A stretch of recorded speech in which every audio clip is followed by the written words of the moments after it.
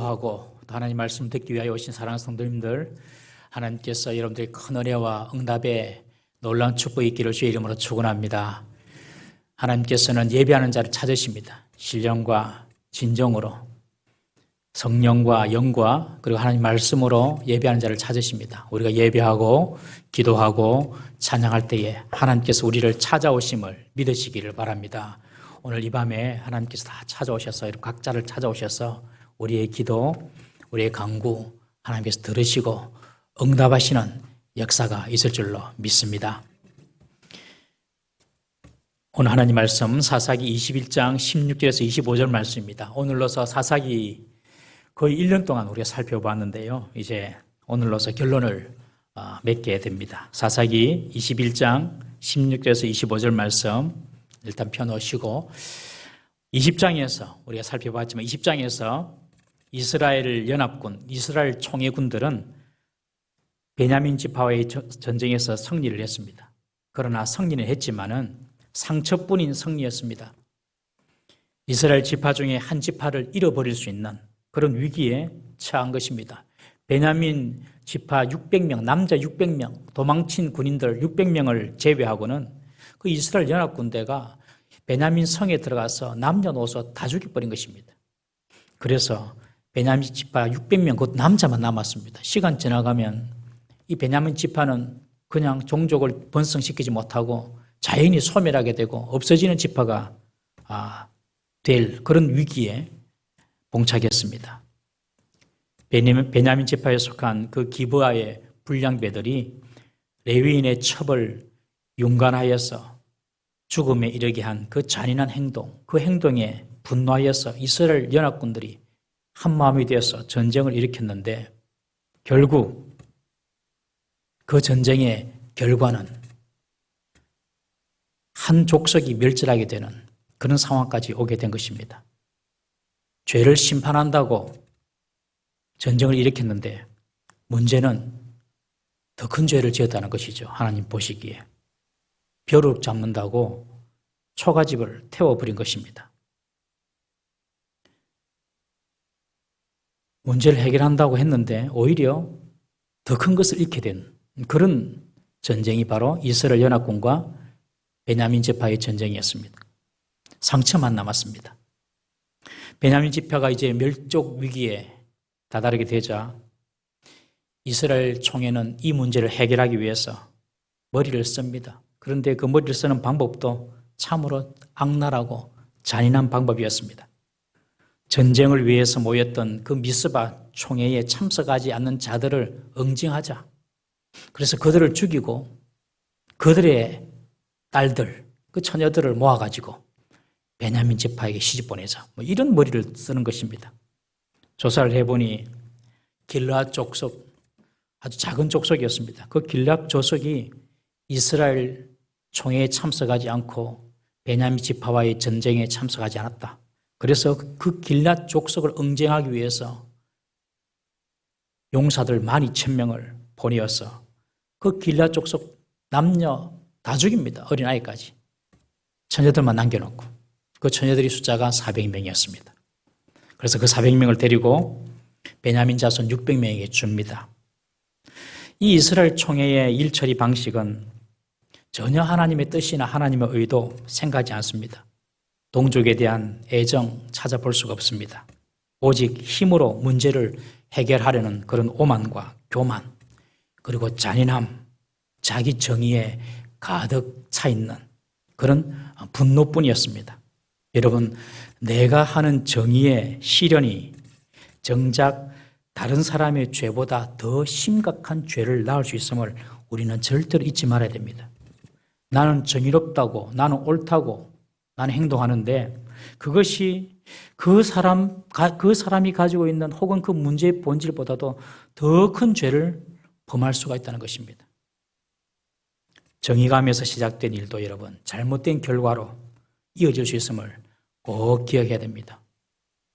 제가 이 말씀을 가지고 말씀을 준비하면서 이래에게 물었어요. 이래야 내가 정의를 실현하는데 내가 실현한 그 정의가 다른 사람의 죄보다 더 심각한 죄가 되는 얘가 어디 있을까? 제가 그렇게 물었거든요.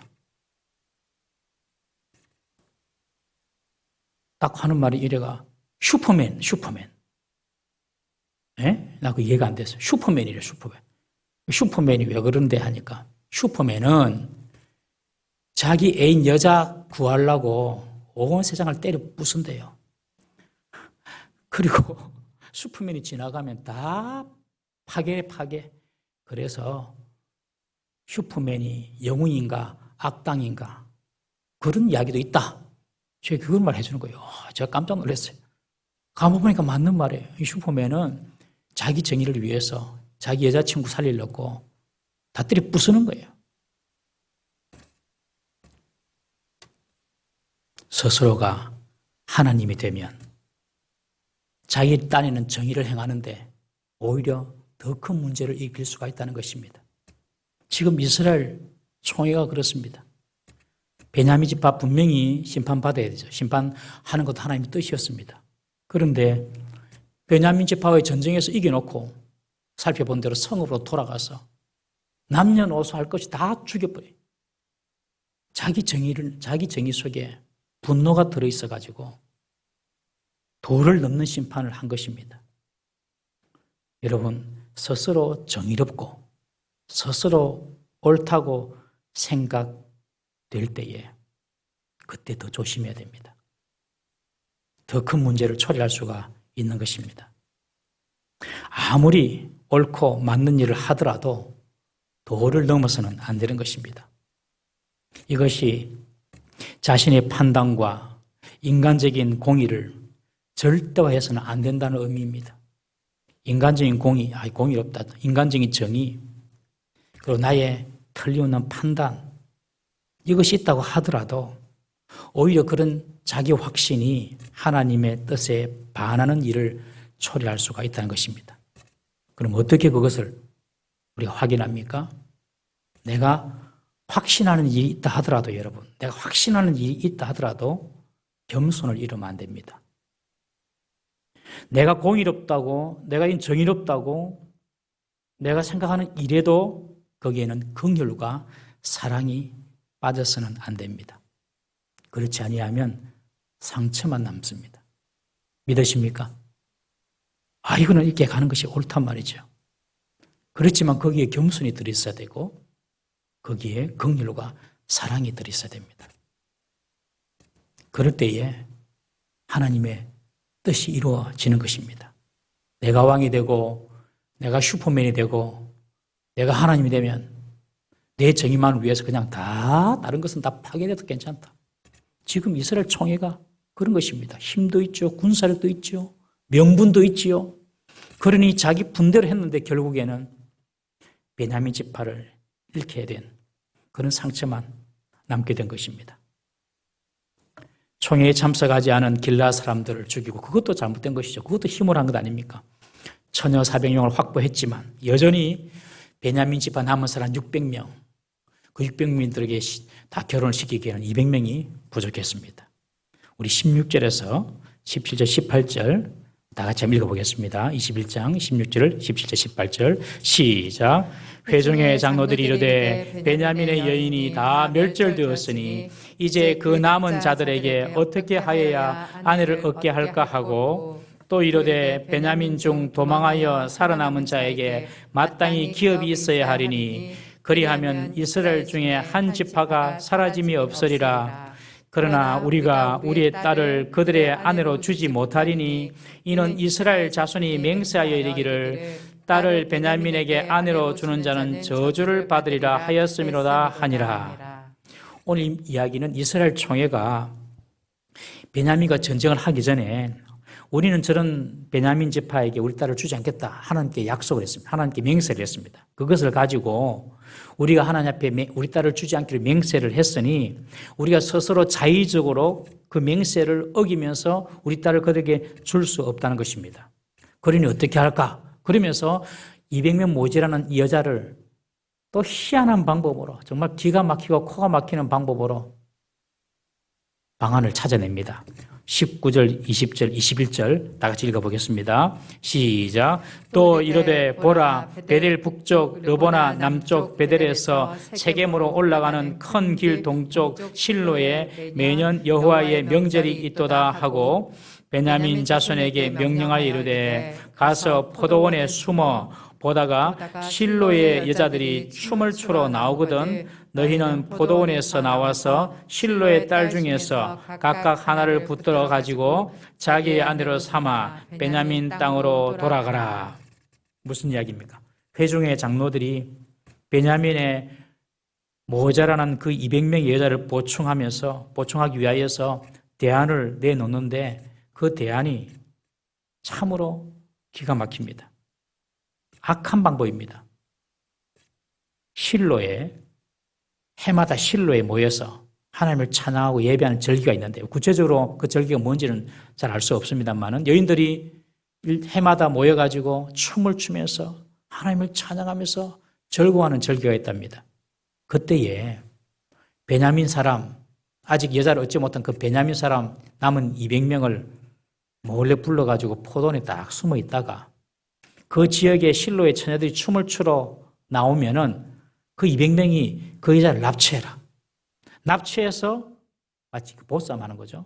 데리고 가서 아내로 삼으라고 허용을 하는 것입니다.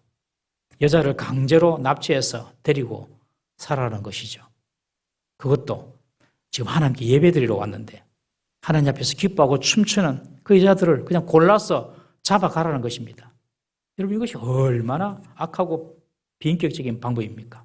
이전에 400명의 처녀를 구하는 방법도 총회에 참석하지 않았다는 이유로 길앗 주민들을 학살하고 처녀 400명을 데리고 왔는데 이제는 그 나머지 200명을 보충하기 위해서 납치해서 데리고 살아라는 것입니다.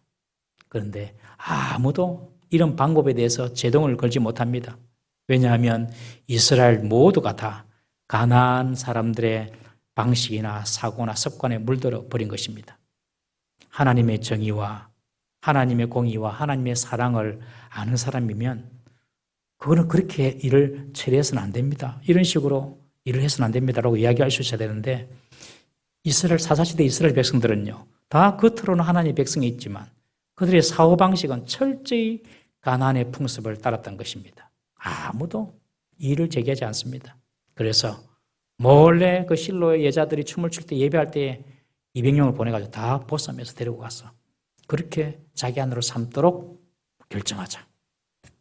우리 22절 말씀 보겠습니다. 22절 시작. 만일 그의 아버지나 형제가 와서 우리에게 시비하면 우리가 그에게 말하기를 청하건대 너희는 우리에게 은혜를 베풀어 그들을 우리에게 줄지니라. 이는 우리가 전쟁할 때에 각 사람을 위하여 그의 아내를 얻어주지 못하였고 너희가 자의로 그들에게 준 것이 아니니 너희에게 죄가 없을 것임이니라 하겠노라 하매. 무슨 말이냐면 딸을 보쌈당한 그 부모들이 와가지고 왜 베냐민 지파에게 딸을 주지 않기로 했는데 왜 베냐민 지파 사람들이 와서 우리 딸을 데리고 가는 것을 허용하느냐?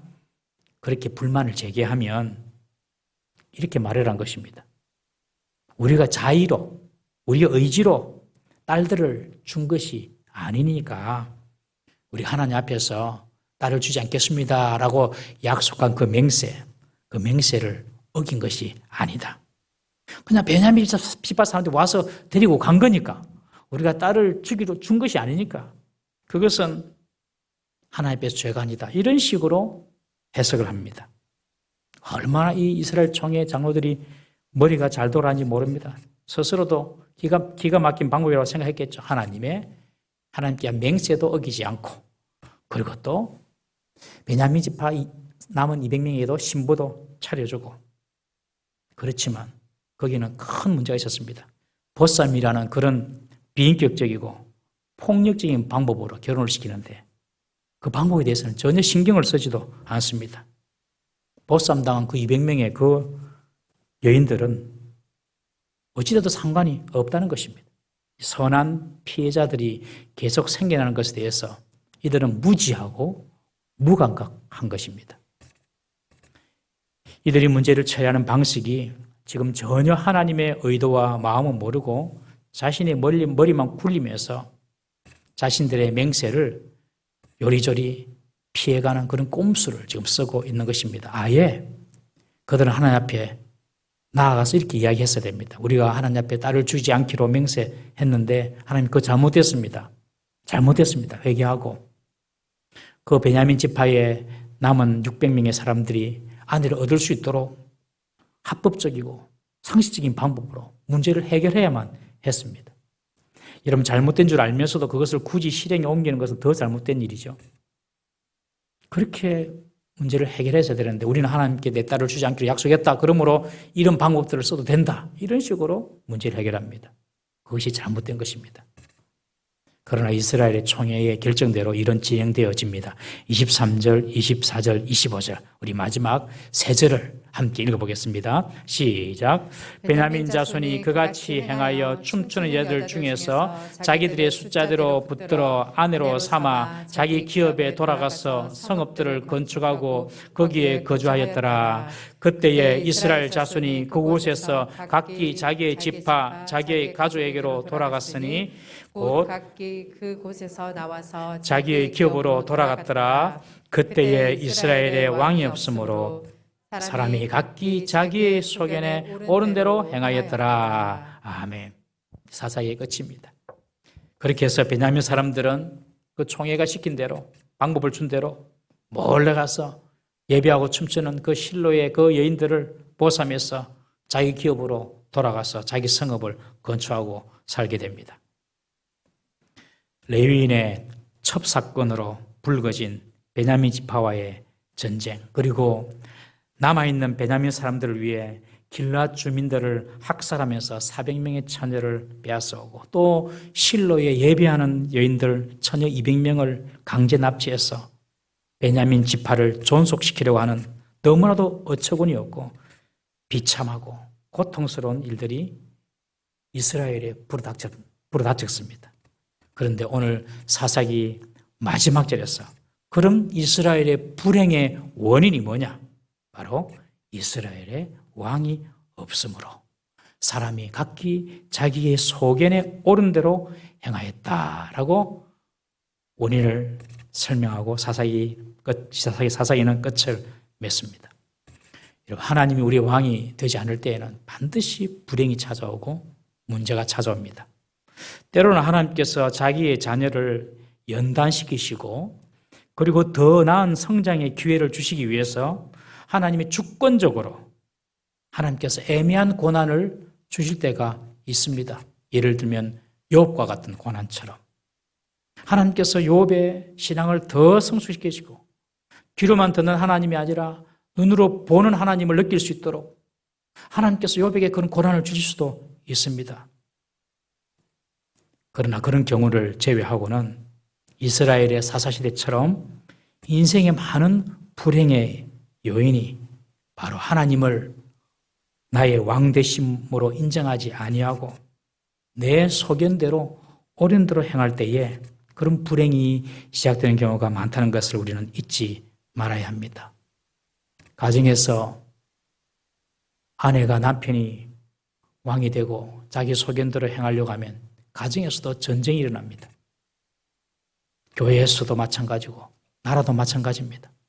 지금 여야도 우리나라 정치권을 보십시오. 다 자기가 왕 되려고 싸우고 있지 않습니까, 여러분? 하나님을 나의 왕으로 섬길 때에 평안이 찾아오고 하나님의 복이 많은 것이지 다 자기가 왕처럼 살려고 하면 이스라엘처럼 되는 것입니다.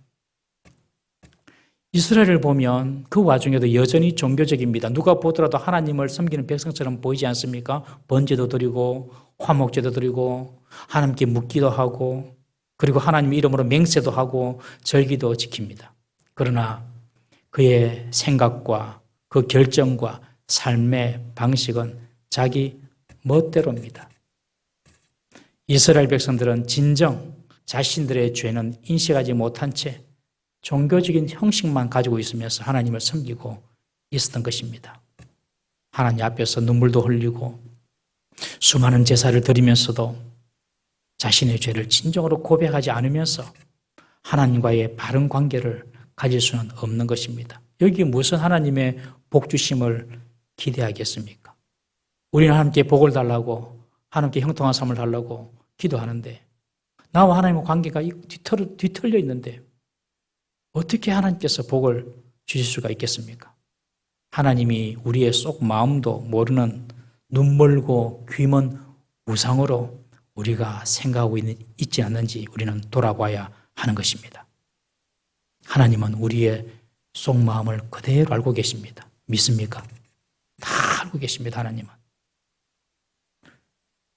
이런 이스라엘에게 주어지는 것은 불순종으로 인한 고통과 상처뿐이었습니다. 평안이 없습니다. 그것이 사사기의 이스라엘의 모습이었습니다. 이스라엘의 마지막 사사가 삼손이었는데 삼손 시대를 말하면서 이스라엘의 평안이 있었더라 이런 표현이 없습니다. 마지막 사사 삼손을 이야기하면서 이스라엘의 평안에 관한 언급을 하지 않습니다. 보통 다른 사사들이 활동할 때에는 그 몇 년간은 이스라엘의 평안이 있었다 이런 말을 하는데 삼손 시대 마지막 사사 삼손 때는 아예 그런 말이 없습니다. 이스라엘의 평안이 없었다는 것입니다.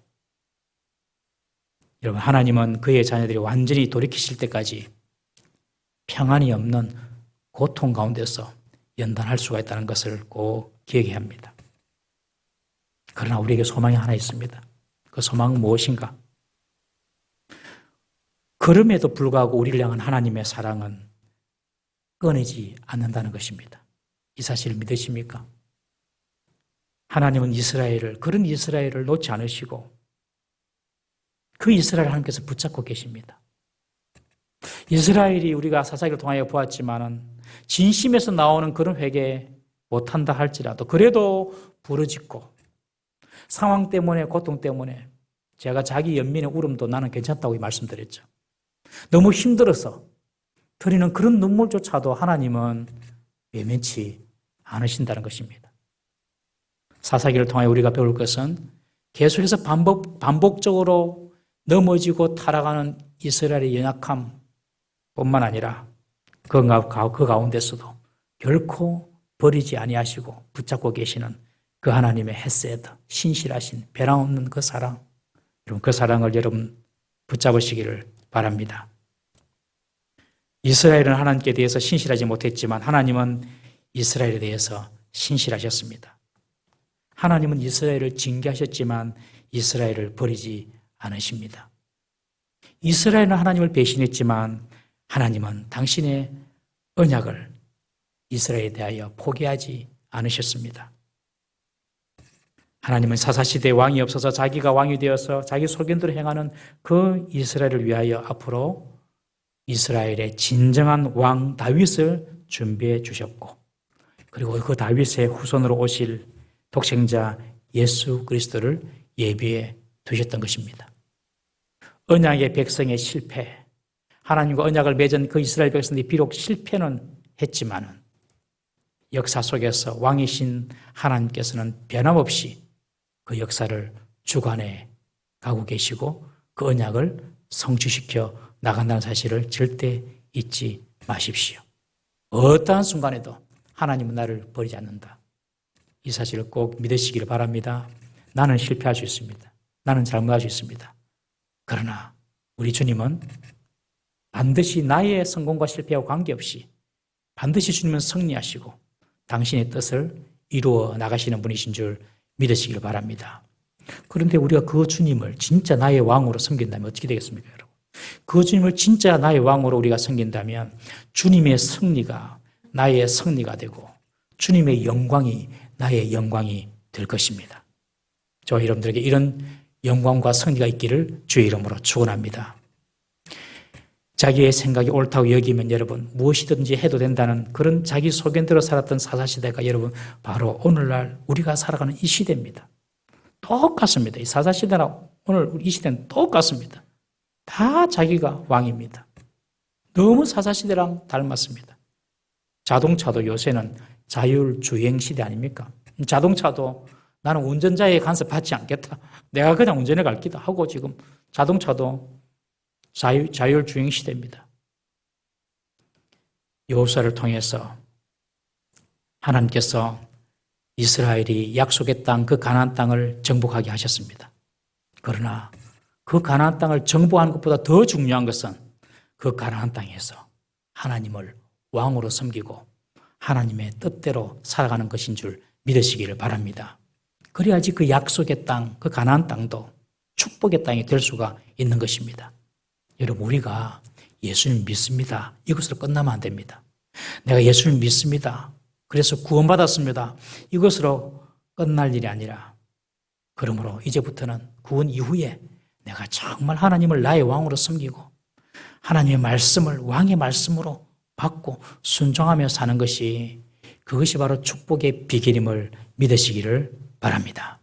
사사시대의 사람들은 그렇게 살지 못했기 때문에 그 약속의 땅에서 뽑혀서 바벨론까지 1000km가 떨어진 그 바벨론까지 포로로 잡혀가는 슬픈 일을 경험하게 되는 것입니다. 하나님을 나의 왕으로, 하나님의 말씀을 왕의 말씀으로 받고 오직 하나님의 말씀대로 살려고 고민하고 노력하고 하나님의 말씀을 내 삶에 적용시키기 위하여 애쓰는 삶이 된다면, 그런 삶은 하나님께서 영광을 주시는 삶이요 승리를 주시는 삶인 줄 여러분 믿으시기를 바랍니다. 정말 주님을 나의 왕으로 섬겨야 할 것입니다. 사사기를 마무리하면서 이스라엘이 왜 이런 암울한 사사시대를 맞이하게 되었는가, 그 원인이 무엇인가 우리가 한번 살펴볼 필요가 있습니다. 사사기를 시작하면서 잠깐 살펴보았지만 사사기 2장 7절에서 10절 말씀 우리 한번 읽어보겠습니다. 시작.